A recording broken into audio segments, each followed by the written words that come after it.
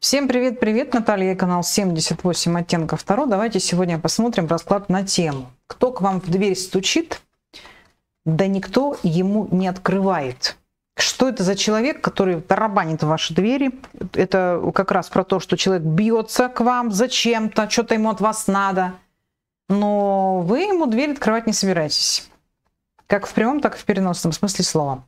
Расклад общий, носит больше развлекательно-познавательный характер. Ну, давайте смотреть, кто же там в двери стучит. Мужчина. Мужчина, которого вы не хотите видеть, не хотите знать. Вы вообще считаете, что с этим господином вам даже разговаривать не о чем. Вот он стучится. Время от времени этот человек пытается к вам проникнуть в ваше пространство. И вновь опять он пытается здесь что-то вам написать, позвонить, приехать. Что-то тут ему надо. Ну, тут есть какой-то, конечно, подтекст. И очень такой серьезный подтекст. Мужчину знаете давно, история старая, древняя, было много лжи, обманов. Зря вот в этого человека, вы считаете, вкладывали свои усилия. Возможно, зря даже финансы вкладывали в этого человека. Не больно-то вы идете навстречу с этим человеком, не нравится вам он, сразу говорю. Это вообще история про то, что, господи, за что мне это все называется? Вот так вот. А что ему от вас надо, что он там к вам ломится-то? Что ему от вас надо?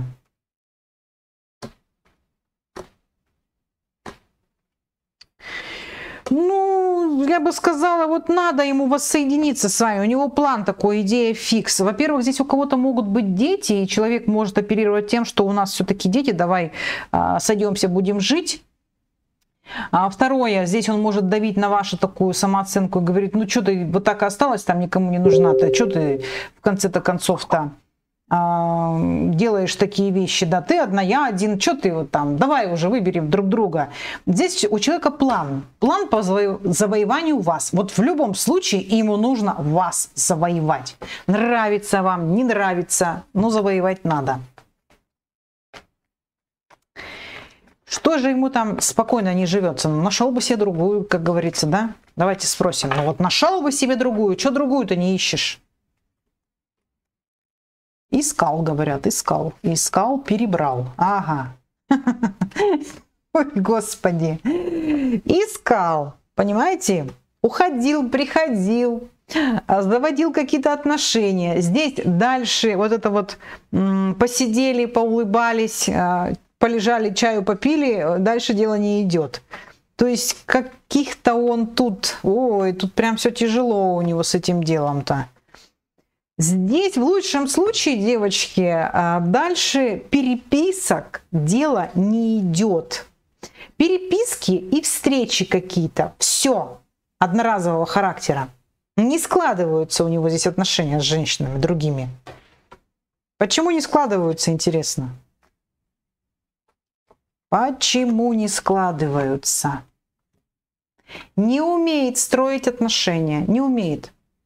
Здесь мужчина вот такой вот, видимо, ваши отношения держались только на вас, потому что карты показывают, вы умная, вы разумная, вы рациональная, вы прям вот знаете, вообще такая вот, у вас все по чертежу. А он пошел искать дамочки другого формата, поэтому здесь только формат тайных отношений. Могли замужние женщины попадаться, которые сразу ему говорили, что у меня там дома муж, и ты только так здесь, ну, на подхвате, как говорится, да, больше-то, в принципе, нафиг не надо ничего. А вот такая вот тут история, поэтому он не умеет строить отношения. И к женщинам не больно-то он благоволит, и они к нему. Может, он думал, что они... Что он думал вообще, когда...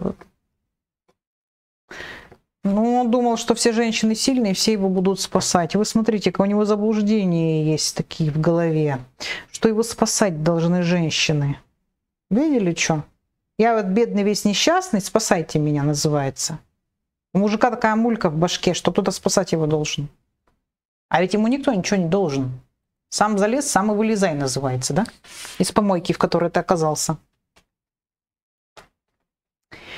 Так, вы-то дверь ему будете открывать или как? Вот пока карты показали, что в принципе вы его видеть не хотите. Ну а если он там тарабанить будет к вам постоянно, откроете ли вы ему двери? Вот давно уже это делает. Слушайте, а вы живете своей жизнью, у вас все хорошо. У вас все хорошо, вы своей жизнью живете. Вы не страдаете. Вот он там страдает и хочет навязать свое мнение вам, да, и сказать, что ты одна, я один, чё, мы никому уже не нужны, типа, давай там сойдемся, а вы такая, да как сейчас, ага, здрасте.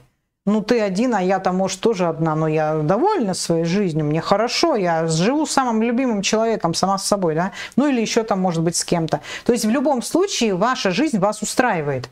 И вы еще здесь можете сказать, что надо было раньше думать о том, когда уходил. И когда мы с тобой разводились, мы все точки над «и» расставили.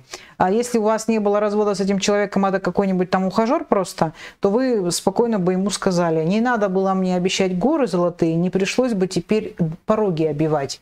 Ну, то есть, что-то здесь мужчина не доделал в отношении вас. Что-то он сделал то, чего пошло во вред, а не на пользу. Может быть, он думал, что вы бегать будете за ним. Вот теперь ваша дверь тарабанит сам, а вы ему не открываете.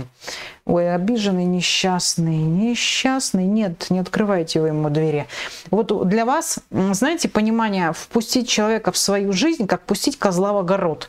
Все сожрет, все перепортит, и ничего не останется. То есть вот все, нельзя его пускать. Все, что нажито непосильным трудом, все себе прихапает. Поэтому вы здесь, девочки, категорично по отношению к нему. Нет, вы ему, знаете, что можете даже сказать? Где был, туда и иди. Откуда приехал, туда давай и езжай. Вот о чем здесь речь. Нет, друзья мои, вы себе здесь какую-то поставили цель, и в этой цели нет вот этого мужчины. Он вообще понимает, что он здесь не ко двору? Ну, понимает, скорее всего. Здесь мужчина понимает, знаете что? Он не может понять, почему вы его не пускаете. Истинную причину, да, что вы уже там своей жизнью живете. Он, знаете, здесь что может сказать?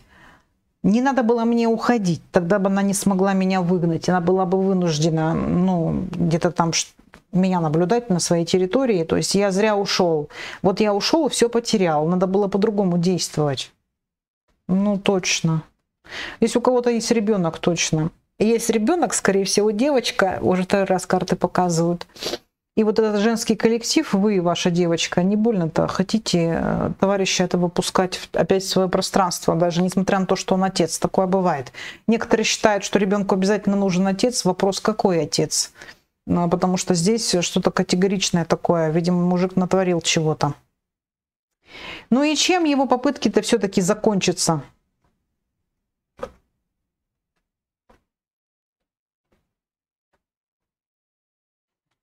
На том, что женщина будет стоять на своем. Женщина здесь категорична. Вот у вас позиция даже, знаете, какая? Заблокировали все номера, звонит еще там, купил еще 10 номеров, из 10 номеров еще звонит. Вы уже делаете вид, что вы просто этих звонков не слышите. Пишет во всех социальных сетях, ничего уже не делаю. Просто делаю вид, что я его не слышу, не вижу, не знаю. То есть вы его здесь не замечаете. Вы прекрасно понимаете, что это манипуляция. Чем для вас закончится? Для вас закончится это тем, что теперь мяч на вашей стороне. Раньше он вами манипулировал, теперь вы им манипулируете.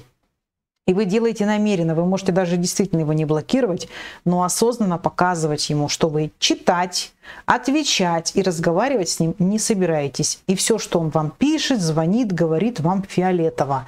Поэтому это такая степень манипуляции. Здесь как будто бы такая месть ему за то, что теперь он никому не нужен, ломится, и мне он больше не нужен. Вот пусть идет туда, откуда пришел. Вот такой получился расклад. Всем пока.